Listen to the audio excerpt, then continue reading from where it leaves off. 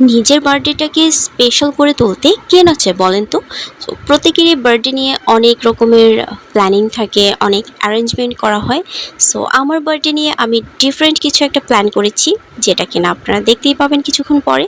So অনেক দিন ধরেই ভাবছিলাম আমার বার্থডেটাকে একটু স্পেশাল করে তুলবো অ্যান্ড নিজেকে নিজের মতো টাইম দিব, আলাদা একটু সময় পার করব নিজের সাথে অ্যান্ড নিজের মনটাকে একটু রিফ্রেশ করব। তাই আমি চলে গেলাম কক্সেস বাজার, অ্যান্ড কক্সেস বাজার is the best place for mind refreshing. নিজেকে কতটা হ্যাপি লাগছে অ্যান্ড কতটা রিফ্রেশ লাগছে বলে বোঝানো যাবে না। So hey guys, this is Lucky and আজকে হচ্ছে আমার বার্থডে। আজকের দিনটা হচ্ছে 18 অগস্ট। তো আজকের দিনটা নিয়ে আমি অনেক দিন ধরে প্ল্যান করছিলাম। তো ফাইনালি আমি কক্সবাজার চলে আসি প্ল্যান করে, তাও আবার একা একা। তো সাথে অনেককেই আনতে চেয়েছিলাম, কেউ আসেনি। অনেকদিন প্ল্যানও করেছিলাম কক্সবাজার আসার জন্য, কেউ অ্যাকচুয়ালি আসতে চাচ্ছে না। সবাই প্ল্যান করে বাট পরে প্ল্যান ক্যান্সেলও করে করে দেয়, যার কারণে একা একাই আসতে হলো। তো আজকের বার্থডেটা আমি ওয়ার্কিং ডেতে করেছি, আর ওয়ার্কিং ডে হওয়ার কারণে সাথে কাউকে পাইনি। বাট তাতে কি হয়েছে, আমার বার্থডে আমি স্পেশাল করে তুলবো শুধুমাত্র নিজেকে হ্যাপি করার জন্য। পৃথিবীতে নিজেকে হ্যাপি করা ছাড়া অ্যাকচুয়ালি সবথেকে ভালো কাজ হচ্ছে আপনি আপনাকে হ্যাপি রাখবেন। ঠিক আছে, আপনি অন্যকে অনেক হ্যাপি করতে পারবেন, বাট কখনো সেই হ্যাপি করার পর সে হ্যাপি থাকবে না। অলওয়েজ সে আপনার দোষ খুঁজে যাবে। বাট আপনি যখন আপনাকে সময় দিবেন, আপনার নিজেকে একটু হ্যাপি রাখবেন, সিরিয়াসলি আপনার আত্মাটাও আপনাকে দোয়া করবে, আপনার জন্য দোয়া করবে যে এই মানুষটা যেন ভালো থাকে। আপনার যে পঞ্চেন্দ্রিয় সেটাও আপনার জন্য দোয়া দোয়া করবে। তো যাই হোক, অনেক কথাই বলে ফেলেছি। তো আমি ঢাকা থেকে ব্যাকপ্যাক করে হুট করে চলে আসি কক্সবাজার, তাও আবার একদিনের ছুটি নিয়ে, মাত্র একদিনের জন্য। টোরটা হচ্ছে ডে টোর ছিল।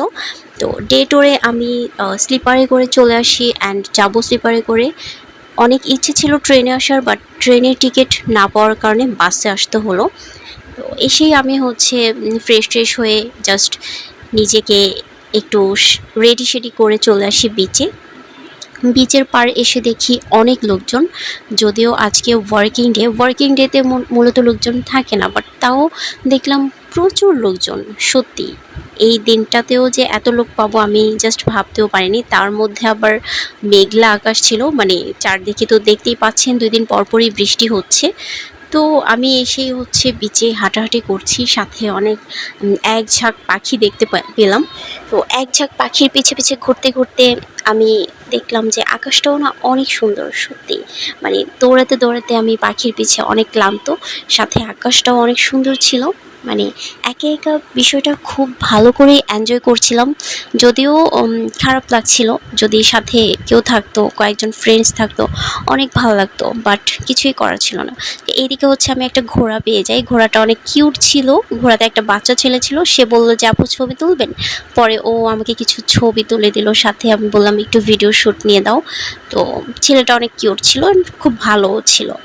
যাই হোক, ঘোড়ায় ওঠার অনেক ইচ্ছে ছিল, বাট এই ড্রেস নিয়ে আমি আসলে ঘোড়ায় উঠতে পারবো না। তবে হ্যাঁ, ঘোড়াটাকে আদর করতে পেরে আমার খুবই ভালো লেগেছে। তো এইদিকে হচ্ছে সমুদ্রের ঢেউ অনেক জোরে জোরে আসছে, আর এই যে কিউট বাচ্চাটা, উফ এত কিউট ছিল বাচ্চাটা। ও একা একা হেঁটে যাচ্ছিল বিচের পাড় থেকে, খুব ভালো লাগছিল অ্যাকচুয়ালি। তো যাই হোক, আমি নিজেকে একটু সময় দিয়েছিলাম, সাথে কয়েকজন মানুষের সাথে পরিচিত হলাম। আশেপাশে অনেক লোকজন ছিল যারা অ্যাকচুয়ালি আমাদের কুমিল্লার ছিল, কিছু ঢাকার ছিল। তো ভালো লাগে সবার সাথে মিশে অ্যান্ড সবার সাথে আড্ডা দিয়ে। তো তাছাড়াও নিজের সাথেও টাইম স্পেন্ড করছিলাম। তো বাইরে হচ্ছে অনেক রোদ ছিল, এই টাইমটা হচ্ছে অ্যাকচুয়ালি দুপুরও না সকালও না, একটু কি বলে, প্রায় 11টা 12টা বাজে তখন। তো আমি সমুদ্রের পাড় অনেক ঘোরাঘুরি করেছি। বাতাসের এত জোর ছিল, বাতাসে আমার চুলগুলো প্রচুর উড়ছিল, জাস্ট থামিয়ে রাখা যাচ্ছিল না। তাই আমি ভাবলাম যে আমি একটু ঝাউবনের দিকে যাই, ঝাউবন এরিয়াটাতে একটু ছায়া পাওয়া যাবে, সাথে সমুদ্রের বাতাস। মানে সত্যি সমুদ্রের বাতাসটা এত আপনাকে এত প্রাণবন্ত করে তুলবে না, জাস্ট মানে এই বাতাসের সাথে বাতাসই হয় না। আর এই হচ্ছে ঝাউবন, ঝাউবন সাইডটা অনেক সুন্দর। এটা হচ্ছে সুগন্ধা পয়েন্টে মূলত ঝাউবনটা থাকে।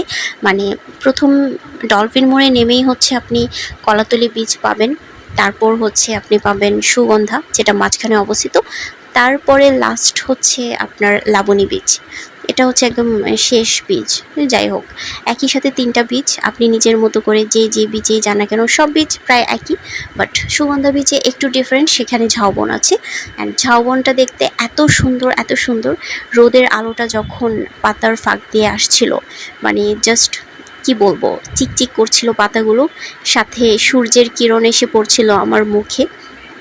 সব কিছু মিলিয়ে আমি খুবই এনজয় করছিলাম। আর বাতাসে তো আমার চুলগুলো জাস্ট উড়ছিল, উড়তে উড়তে মানে আমার চুল দেখেন, জাস্ট আমি পাগলি হয়ে গিয়েছি চুলের জন্য। তো যাই হোক, আমার খুবই মজা লাগছিল। তো ছোটোবেলা থেকে আমার বার্থডে অনেক সুন্দর করে সেলিব্রেট করা হতো, যার কারণে এখনও আমার মধ্যে একটা কাজ করে যে নিজের বার্থডেতে আমি স্পেশাল কিছু করব, নিজেকে আলাদাভাবে টাইম দিব, যার ফলে আমি চলে যাই কক্সবাজার। সো আজকে এ পর্যন্তই। আল্লাহ হাফেজ।